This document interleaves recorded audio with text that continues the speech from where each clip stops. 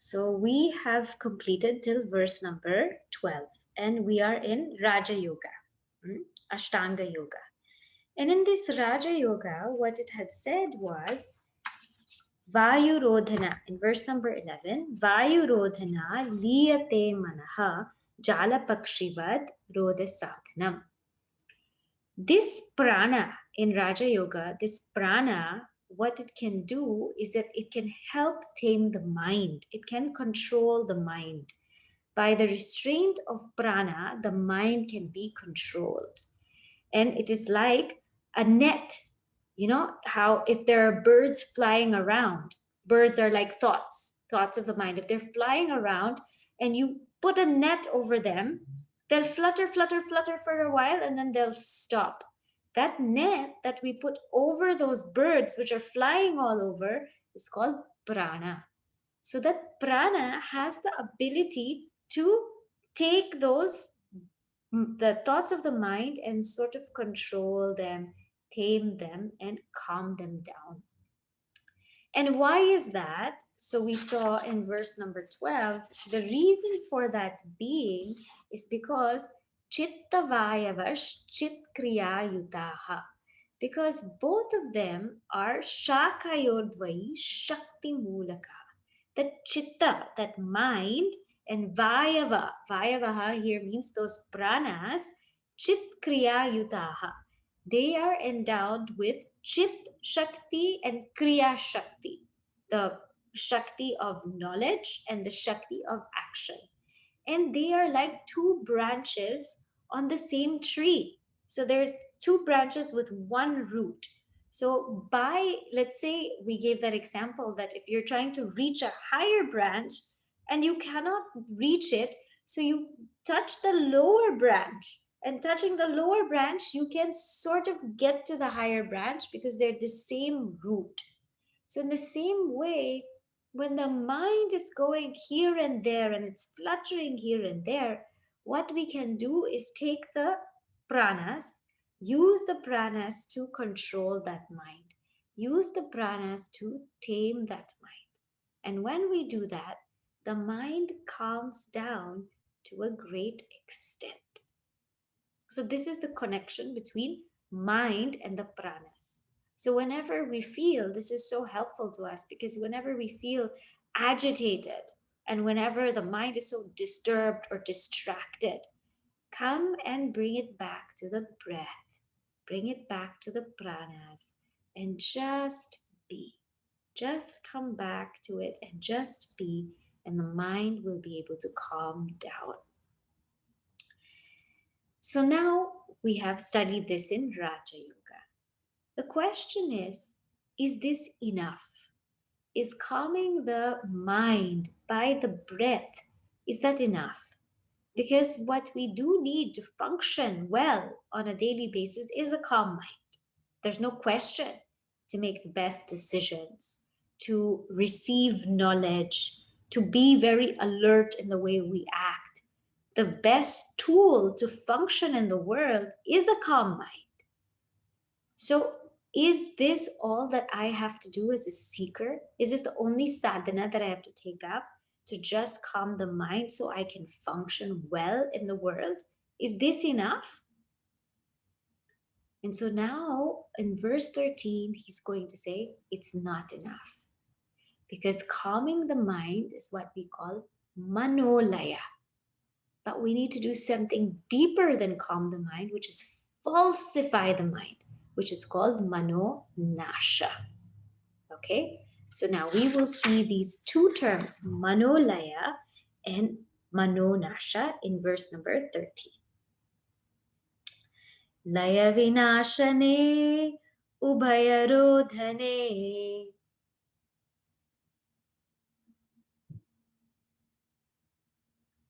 Layagatam punar bhavati nomritam.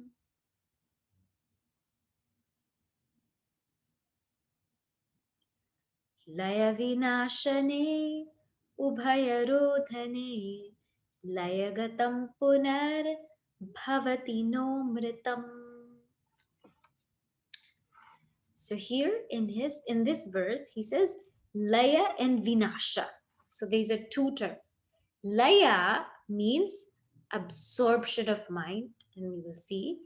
Vinasha means destruction of mind. So because they're two dual, you say Laya Vinashane. So absorption and destruction. Ubhaya Rodhane. They are Ubhaya.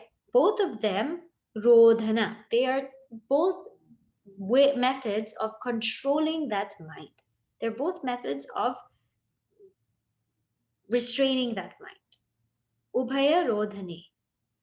But Laya Gatam, the one that is controlled by Laya, the one that is controlled by this absorption, or the mind that has gone to absorption, Laya Gatam, Punaha Bhavati, it comes back again.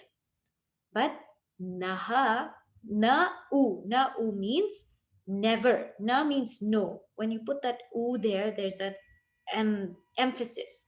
Never mritam, the mind that is dead or the mind that is destroyed. So the absorption of mind and the destruction of mind occur by the restraint of the prana and mind respectively.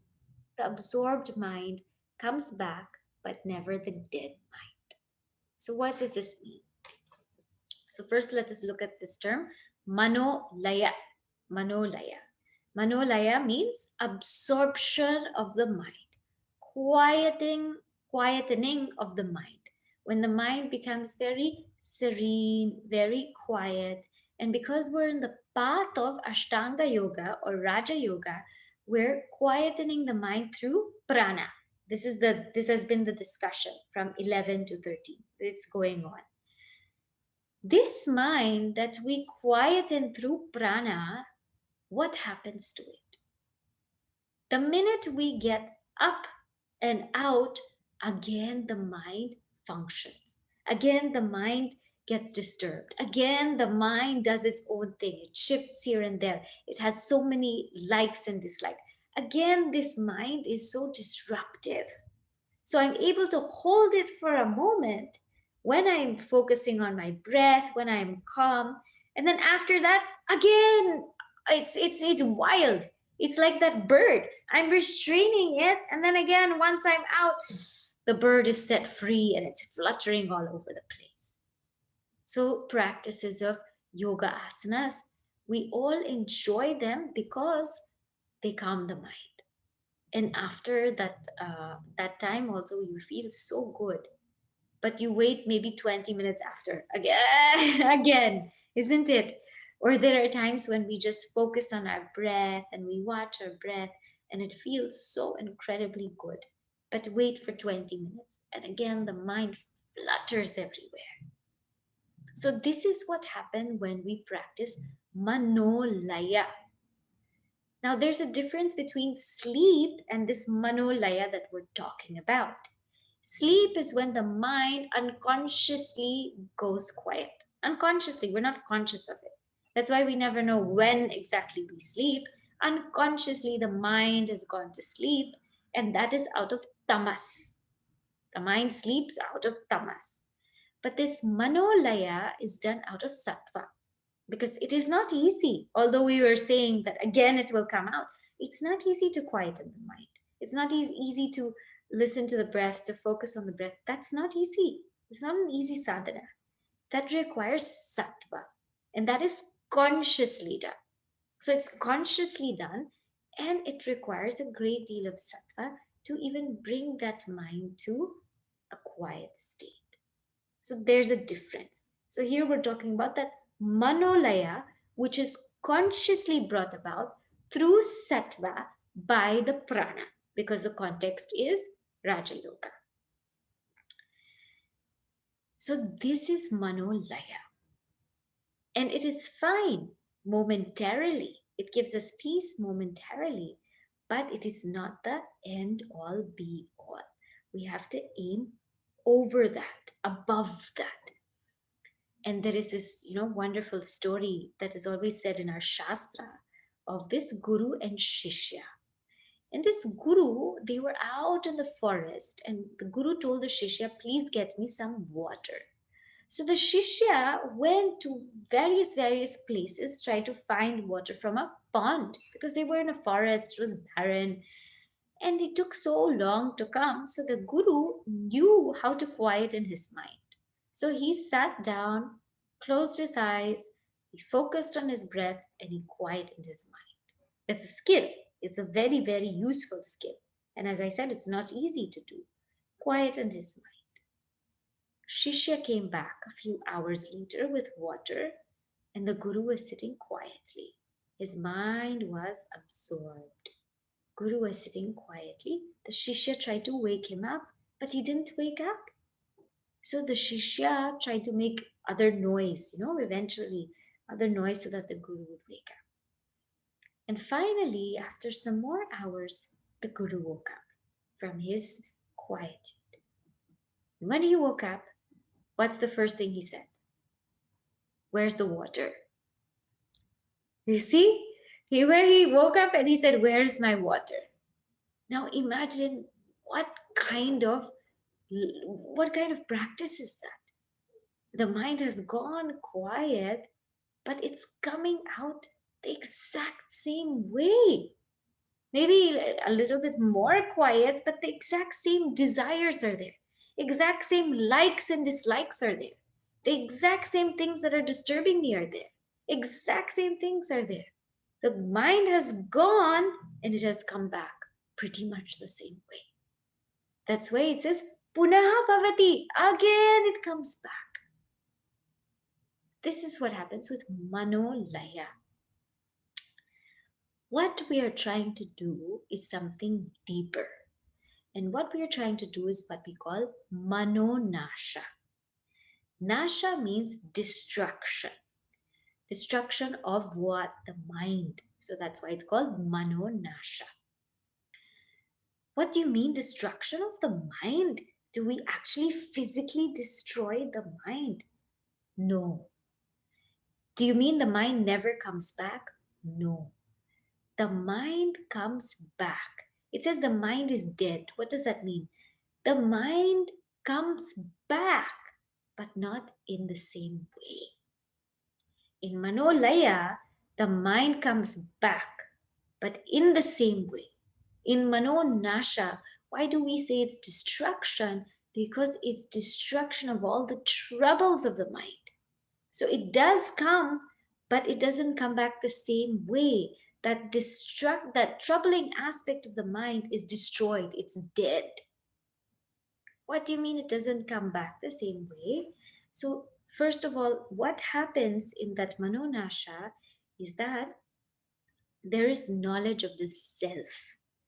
When we sit quietly, and this ties in very beautifully with the next verse, when we read it, you will understand. When we sit quietly, what should we do when we sit quietly? Calming our minds with the breath is not enough. We must bring that knowledge of the truth. And that knowledge of the truth means I am pure consciousness, I am awareness. That must be brought to a quiet mind. And when that is brought, then what happens is that ignorance is removed. What is ignorance? Ignorance expresses in two ways. One is what we call anatmani atma buddhi, and two is what we call jagati satyatva buddhi. What do they mean? The first one means anatmani, atma buddhi. In the not self, I take myself to be.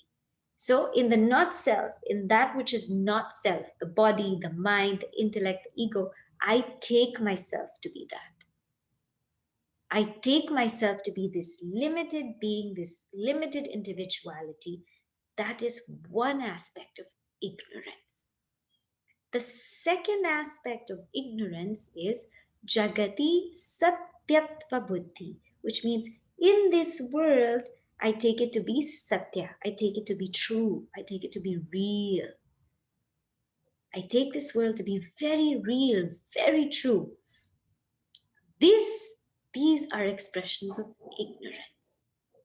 So when the mind is quiet, and this knowledge is brought to that mind, then what happens is that ignorance is removed. That ignorance is removed. And when that ignorance is removed, then what happens? That mind becomes falsified. We say it becomes falsified, it becomes no mind, because there is no more ignorance. There's no more ignorance in that. It doesn't take the mind to be real. It doesn't take the body, the ego, it doesn't take it all to be real. It doesn't take the world to be real. And so when that kind of mind comes back, it does not trouble us anymore because it is not limited. It does not make us identify with this limited being. It does not make us think that the world is real. What happens when we identify with these limitations, that I am the body, mind, and intellect? The more we identify, the more suffering it brings to us. Because when I identify with the body, I take the whole body things, all the things related to the body, the pain, the insecurities, the complexion, whatever. I take all of that and take it to be me. So by me taking myself to be the body, I take that whole baggage of suffering, of pain, of insecurity, of all of these things. And therefore, I suffer.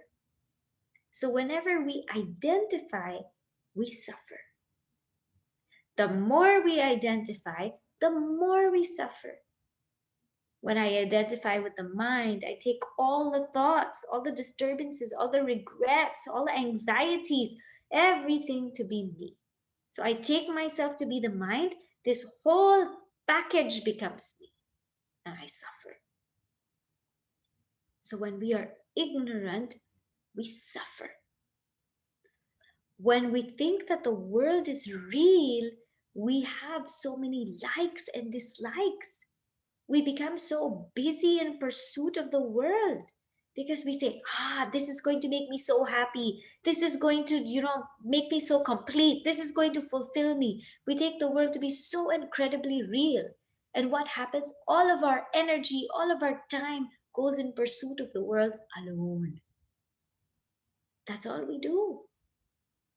And we are troubled. We are troubled because this is going to make me happy. I want it, but I didn't get it. And when I don't get it, then I become angry. Why didn't I get it? Or this is going to make me happy, and I got it. Then we become greedy or we become proud. So all of these emotions take place in us when we take the world to be real and when we take that pure consciousness to be the body, mind, and intellect. So you can just imagine all of the disturbances that occur in our mind on an everyday basis. But when the mind goes to nasha, when the mind is quietened and we bring that knowledge which we have learnt in Shravanam, which we have reflected upon in Mananam, it's that same knowledge in Shravanam. Please know that in that quietude, no knowledge is taking place. Just contemplation on that knowledge is taking place. And when that contemplation of knowledge is taking place, when I contemplate on the self, what happens is that ignorance is removed. That ignorance is removed. When that ignorance is removed, then when I come out, when I wake up, I'm not asking for water. My mind is falsified. It is no mind. It no longer has these feelings of limitations or just that I am the body, mind, and intellect. It no longer has those feelings that this world is real. It doesn't have that. And so you can call that mind as no mind because it's not troubling at all. And the destruction of the troubling aspect of the mind is called manonasha. That is what's required to happen. So not just manolaya, but also manonasha. Okay? Now we will just read verse 14 and I will just touch upon the words because it exactly what I said is also covered here so that you can see the train of thought very clearly. Okay? Pranabandhana लीनमानसम्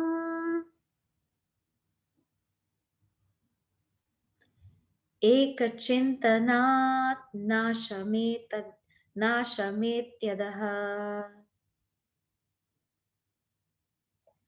प्राणबन्धनात् लीनमानसम् एकचिन्तनात् नाशमेत्यदः. So what it says here, prana bandhanat means by the bandhana, means by the restraint of prana, leena manasam, the mind gets absorbed. Then what are we supposed to do? Ekachintanam. Ekachintanam. Contemplate on that eka, on that one truth. And when we do that, what happens? Nasham eti. It goes to destruction. Nasham eti. What goes to destruction? Adaha. Adaha means this, referring to the mind. So the mind that gets absorbed by the restraint of pranas, that mind, how do you destroy it? You contemplate on that one truth, one reality. And when we do that, then the mind meets its destruction. So it comes back. But why do we say it's dead? Because it doesn't come back the same way. It's not troubling anymore. It's a falsified mind. It knows that that very mind is false.